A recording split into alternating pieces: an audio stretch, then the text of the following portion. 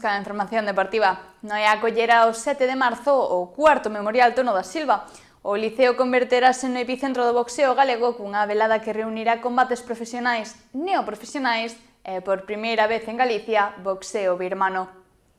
O Liceo de Noia volverá a ser o escenario de referencia para o boxeo autonómico coa disputa do cuarto Memorial Tono da Silva, organizada por SKT Fighters.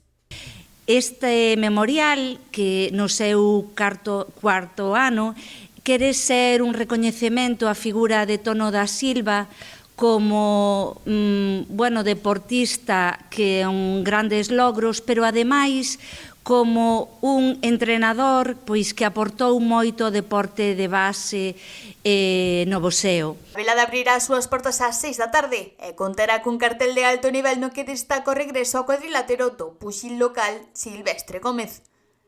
No que será a súa cuarta pelexa profesional, combatirá a 6 asaltos de 3 minutos e estreará a categoría de menos de 78 kilos, 2 por debaixo do peso no que iniciou a carreira.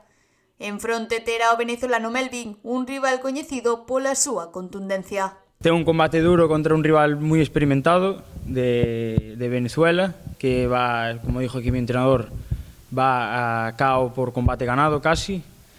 Y ya aquí con mi entrenador nos preparamos muy duro, todo gracias a él, y vamos a ganar este combate. Un dos momentos máis agardados será a disputa do título neoprofesional a 5 asaltos entre o actual campeón Ángelo do SKT Arkham e o aspirante vigués Juan Iñarrea. Traemos un título neoprofesional que será a distancia de 5x3, que serán los dos mejores boxeadores gallegos y nacionales que hay ahora mismo en el momento en menos de 60 kilos, que es Ángelo Vázquez y Juan Iñarrea, que es el aspirante. Después tendremos un boxeo neoprofesional de 4x3, que no se podrá levantar nadie de los asientos porque ni uno da un paso atrás.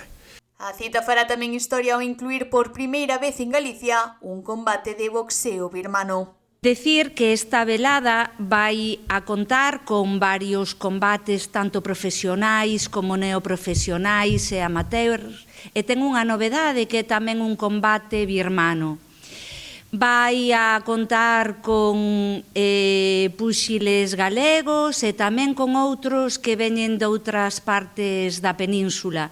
Antes dos combates estelares, o público poderá gozar de 5 enfrontamentos amateur con participación de deportistas do SKT Fighters e púxiles chegados de distintos puntos de Galicia e Portugal. Esta vez tócame pelear contra unha portuguesa con máis idade que a min, pero que eso non creo que supoña ningún tipo de problema, xa que aquí o noso entrenador nos pasa meses preparando só para esta velada e, en general, todos os compañeiros estamos ben preparados para a velada.